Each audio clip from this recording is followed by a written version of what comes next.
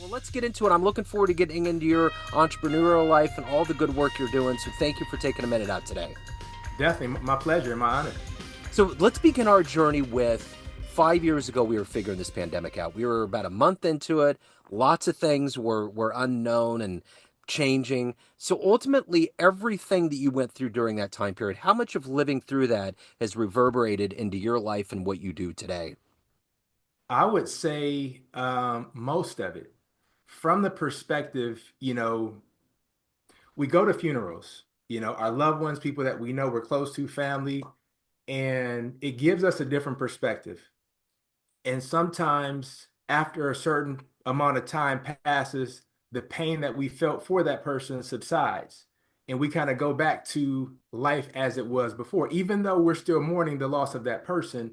Yeah. Um, and there's certain times that come around, I think once in a lifetime, where something happens where you experience something that you can never go back to anything as it ever was before, sometimes good, sometimes not good.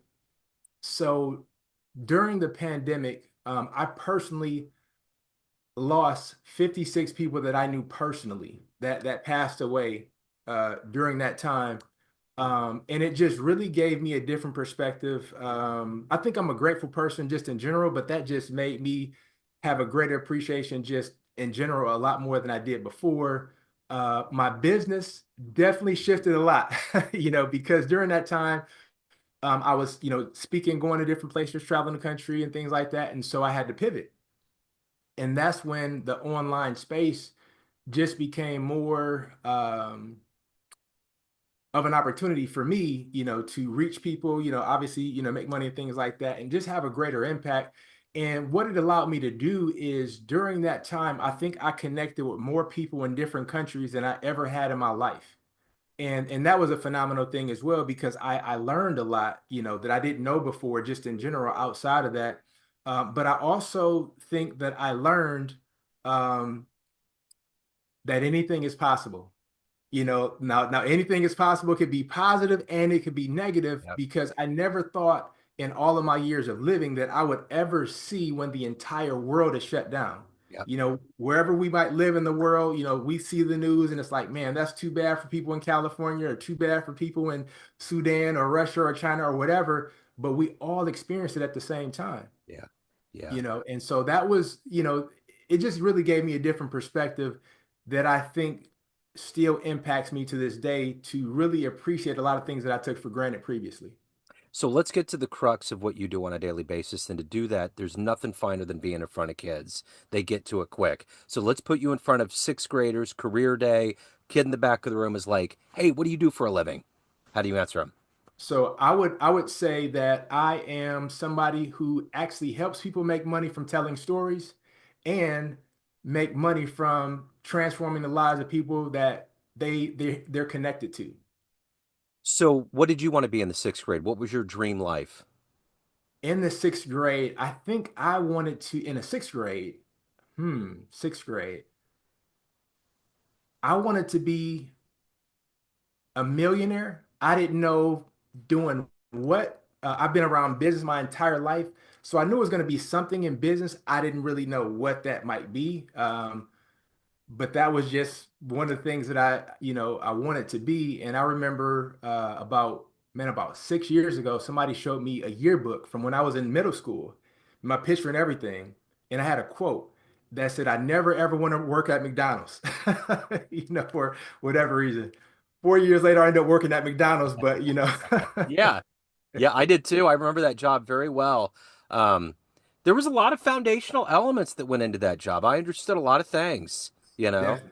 Um, Yeah. I remember there was a guy I worked with. His name was Rex, and he was in jail, and he just loved the job. Just always was like, man, this is it. I'm so glad. I'm free. I'm doing my thing. And I always had a level of relativity. I always remember him because he was so exuberant. It was like he hit the lottery. Mm. And it's all relative. That's the thing Yeah. about life, Right. everything's relative. So let me ask you this. Take me back to where you were born and raised. What were these foundational elements, these seeds that were planted that gave you this desire to make money, to be an entrepreneur, to lead people down that path? How did that happen? I actually grew up in a small town in Michigan called Ypsilanti, Michigan. most people they never heard of it before. It's where Eastern Michigan is, and great community. My family has owned businesses for as far back as I've been alive, even before I was alive. And my dad owned the clothing store when I was about 6 years old. He opened up his clothing store. Prior to that, he was selling clothes out of the trunk of his car. So even as a young child, I was with my dad periodically, and we're driving around. I'm seeing him going to buy clothes from where like this. It's kind of like a Walmart, but it was totally different back then. And then he would go around just all around Michigan, selling clothes out of the trunk of his car, go back, buy some more. And so I saw that, and I saw a lot of other people in my family. They were going to work at a plant, Ford, that's, the automotive industry of the world. And a lot of the people that I knew that worked at Ford were great people. Don't get me wrong, great people, like hardworking, but they did not like what they do. And when I was around my dad and I'm seeing him, like he's selling clothes, but he's also building relationships. He's making people feel great in the process. He's building self-esteem, confidence, all of these things, and he's making money in the process. And I realized that, like, wow, even though my dad is making great money, he has a lot of flexibility, and he really enjoys what he's doing, and he's helping people. Even though he's selling them clothes, he's helping people, and when I saw that, I said, I'm not sure if I want to sell clothes like this, but some element of this I want to do, because one of the things that I realized that was really important to me early on was flexibility. Yeah. Like I wanted to be able to be flexible and go and come as I please and things like that, and be around my family if they needed me, without having to ask somebody for permission if I can go and support the people that I love. Yeah. And so, like, growing up and seeing my dad and other entrepreneurs in my family, and even other entrepreneurs that was in the community that I grew up in, it just really like fostered, an atmosphere and just a pathway for me, to forge my own path in entrepreneurship, but doing it in something that might be totally different from what I saw, but still taking on the principles and having that freedom and flexibility to do that, in addition to being taught at a young age, you can determine your income. Like, like there's no cap in terms of how much money you can make when you have your own business. And I really like that part. So who's your favorite entrepreneur? Who's someone that you've looked up to? Tony Robbins by far. Yeah. Yeah. Like no question. And I say Tony Robbins not so much because of how much money he's made, or not so much money, like, his events. And I've gone to some of his events, and it is phenomenal. He's my favorite entrepreneur because of his influence and what he does with it. Yeah. Like to date, he feeds 4 million people every single year. And he's doing things with his influence that head of states, presidents, dignitaries, like they're not even doing. And some of them they can't do. And it's not a knock on them. Like Tony Robbins is just phenomenal, from what I understand as a person, but what he does with his influence. And it's like, for me, like he inspires me to do things like that on my level. Like I never aspired to be a Tony Robbins. I always want to be a Chris Cannon. Yeah. However, he inspires me to be my best self and understand that it's not just about me, but it's what you do with the time you've been given, but also the gifts, skills, and abilities that you have that can also help other people on the other side. Because the biggest lesson that I learned from him is the importance of putting service above self. And when you put service above self, everything you want, you're going to get it by way of, some kind of way. I think Jim Rome said it best. He said, when you help enough people get what they want, then you'll get what you want. And it's like, that's what I've learned from Tony Robbins. Yeah. So what was the moment? Now I know you came from a lineage of entrepreneurs, and when you see that, it's a part of your DNA, but you're your own story, you're your own path. What was the moment that you knew this was your life? This was where you needed to go?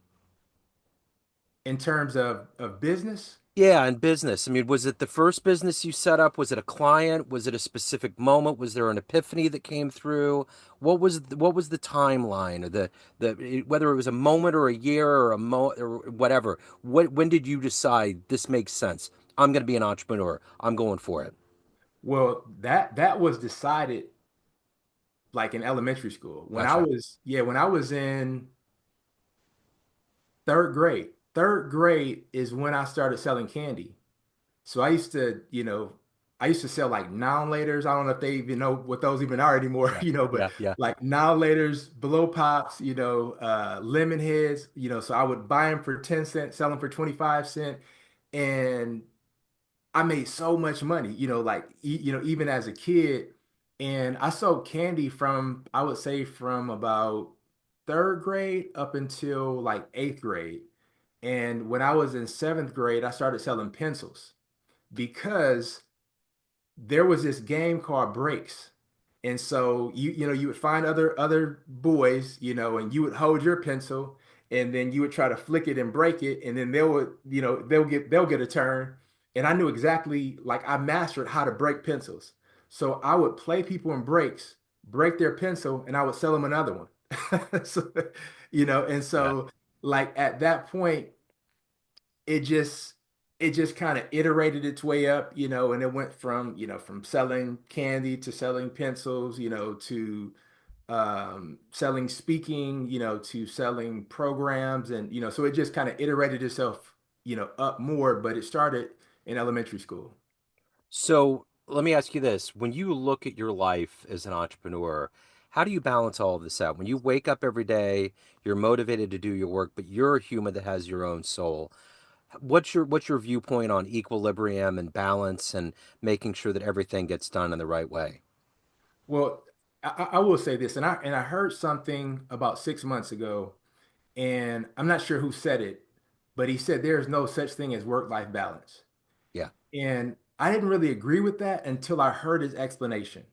And what it what it allowed me to do was really challenge the notion of everything being equal, because it's not.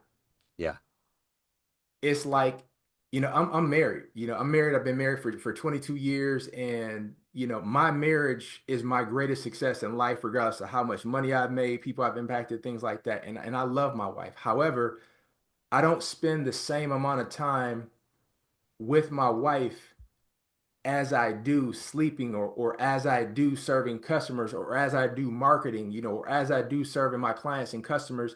However, she is my highest priority. And so it's not a balance, per se, but it's more so priority. It's like, even though I might spend more time over here, if something that's my higher priority needs me, I'm dropping this to get to that, even though I give this, more time. And I also think that there is a level of time investment that as entrepreneurs we have to put in to get to a certain point. You know, um, like, there was a time where I'm working 16 hours, days, even as an entrepreneur, because sometimes we think, and I used to think this too, as entrepreneurs, I'm going to start my own business. I'm going to be able to work whenever I want to. And it's like, no, sometimes you work less at a job than you do when you have your own business, because you have to get to a certain point. And it's like, at one point I'm working, 15, 16 hours a day, like 7 days a week consistently, until I got to the point where I didn't have to do that. But sometimes you have to put in the work first until you get there. The thing that I think is a very unfair advantage now is that, and I didn't know this before, I know it existed back then, but now you could just pay to shortcut your learning. Like, if I would have known, and I could have just paid somebody to take my hours from 15, 16 to 5, 6, or 7, I would have done that in a heartbeat. And now it's just a lot more prevalent, where people can actually pay to shortcut their time, but it's still not a balance, if you will. Like, I think the important thing is just really understanding, like, what kind of life do you want? Like, what do you envision for yourself? What does the ultimate life looks like? And then you work towards that. And now, working towards that, it might cost you a lot more time than you'll invest when you get there, but you have to get there first. Hopefully that makes sense. it totally makes sense. So let me ask you this. Being an entrepreneur and being in business and making money sometimes can be a serious world.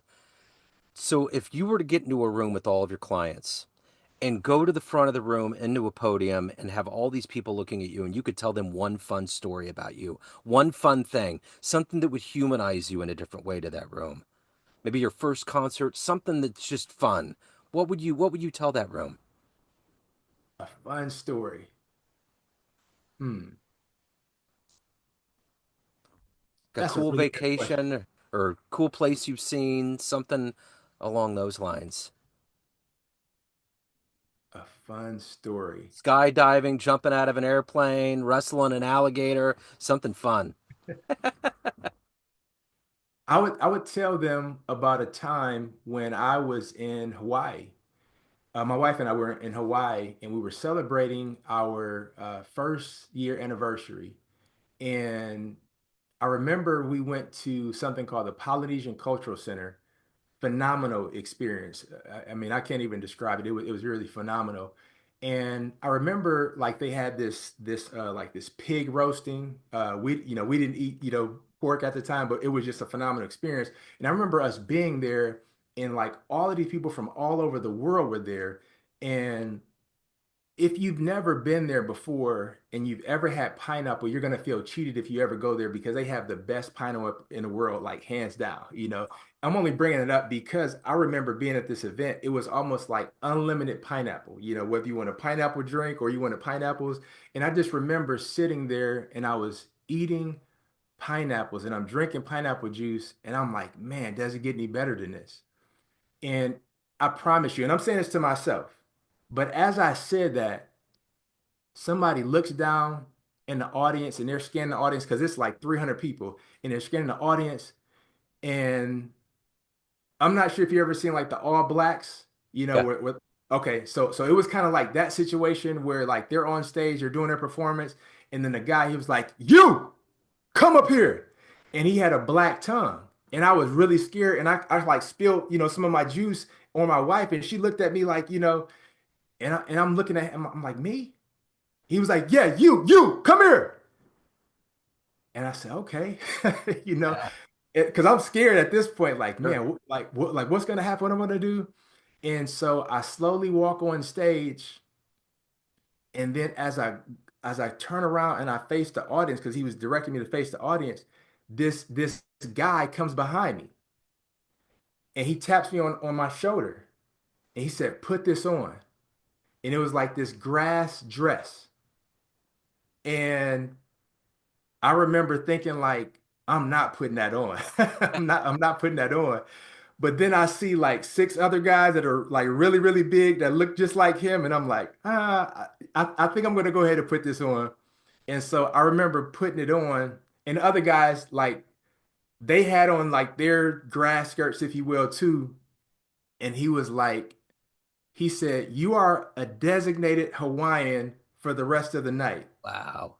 I said, "Okay." That's cool. And he said, "What you're going to do that you didn't know you're going to do," he was like, "You are going to dance and you are going to shake your hips and you are going to dance." And I said, "Okay." And I just remember thinking, like, I'm going to play, but I can't wait to get back to my seat. Yeah. And I remember like they had these drummers and like they started beating the drums and then you had all of them like they were in unison and they were like, swinging back and forth. And so he's directing me. He was like, swing, swing, swing. And he said, act like you're getting $1 million for it. And at that point, like I just started like swinging back and forth and, dancing or whatever. And it's like I kind of got into it. And all of a sudden, it's like, and I'm sure this lineup like went on for a while, but it's like before I knew it, the drums had stopped. Everybody else was they weren't dancing anymore, and I was the only one dancing. And all like everybody's like in the audience is just quiet. They're looking at me, and then I'm looking around, and I just stopped dancing because I'm embarrassed. Like I kind of got lost in myself, and I'm looking around, and I'm feeling like, man, I thought I wasn't gonna like this, but I guess I got too far involved. And it's like the entire audience, everybody on stage, they just erupted in a round of applause, like, yeah, yeah, yeah, yeah. That's awesome. And I remember like I'm walking off stage and I'm looking at my wife and she just got her head down like this. That's cool, man. That's like a divinity. Like you were thinking how good it is, and then you get plucked into a moment that's even more grandiose. That's wild. Yeah, yeah. Man, that's so cool. Um, so let me ask you this. If you had a dream tonight ran into the 18-year-old version of you, and you can give that young version of you a piece of advice based on this life you've led, the wisdom you've gained, what advice would you impart on that young version of you? I would tell him to focus more on time than money. Gotcha. Yeah, when I was 17 years old, I had a goal to be a millionaire by the time I was 30. And so I was really focused on money, but I didn't really value time as much as I do now. Yeah. And so if I can go back, I would tell that 18-year-old me to focus more on money. Make money important, but make time infinitely more important because it is. So, of everything that you've done and accomplished and evolved into at this point, what are you the proudest of? My marriage by far. Yeah. Yeah, it's I remember I heard something years ago and it said that you can only be as successful as your spouse will allow you to. And I had a lot of resistance because I'm thinking like you don't have to get permission from your spouse, but it wasn't saying that. It was Yeah. saying that when you have a great marriage, sometimes it just gives you the ability to have more energy to show up better for whoever you're serving. And that within itself will cause you to be better than you would if you had somebody at home that you didn't like, you didn't have a great relationship, it was draining, and you just dread going home. Yeah. And so it's like I would say by far, my marriage because like my wife, she makes me so much better than I am without her. And I've written 6 books so far, and none of those books would never have been possible without her. When I wrote my first book, I had never known anybody who wrote a book before. It was the first time, and I kept coming up after challenge. And I remember it was 2 days exactly before I was going to go to the printer. I had another challenge, and I told my wife, like, maybe this is a sign that I'm just not supposed to write this book because I keep having these challenges. And it was her that encouraged me to write that book. And had she not encouraged me, it would have never happened. And none of the other books after that would have never happened. And, a young lady in Billings, Montana, her mom contacted me about 6 months after I wrote my first book to tell me that something in my book, this first book, caused her to recognize that her daughter was about to commit suicide. And I thought about my wife, like, wow, that wouldn't have, even been possible to write a book to save somebody had my wife not stepped in. So long story short, I would say 100% my wife for sure. Absolutely. So let me ask you this. Everyone out there has a perception of you, family, friends, clients, everyone that you work with, but you run the show. What's your perception of you? Who do you think you are? I would say that I am somebody who's very authentic.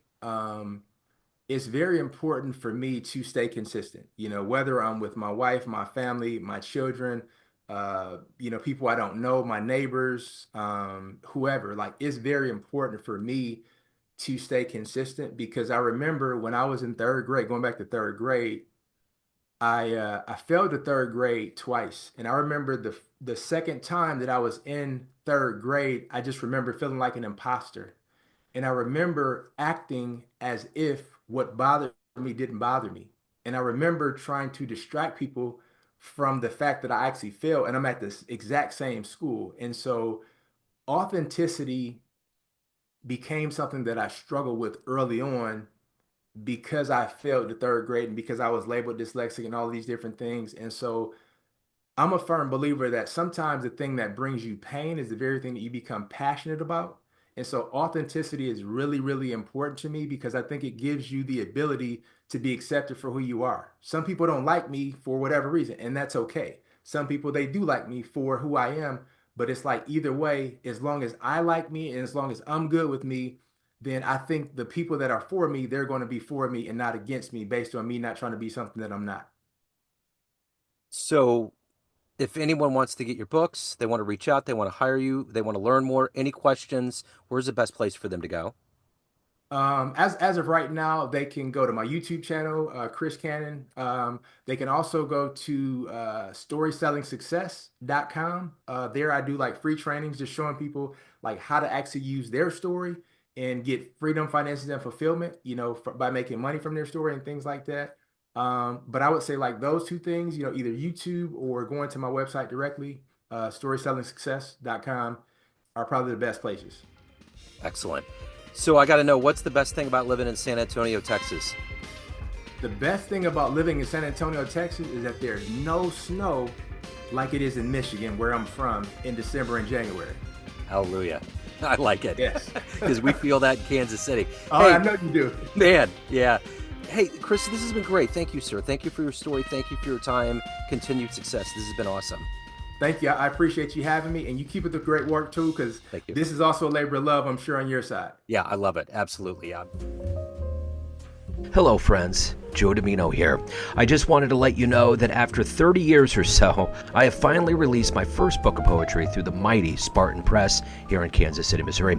As the creator and host of both Neon Jazz Radio and the Famous Interviews with Joe Dimino podcast, along with being a visual artist, I'm ready to embark on a new adventure and want you to be a part of it. You can get a copy online via Barnes & Noble, Amazon, and actually on the streets in Kansas City at the great Prospero's bookstore off 39th Street. You can also visit joedimino.com for links to the book, to more poetry, and everything in my world, including paintings. Thanks for all of the love and support over the years, and please dig the words.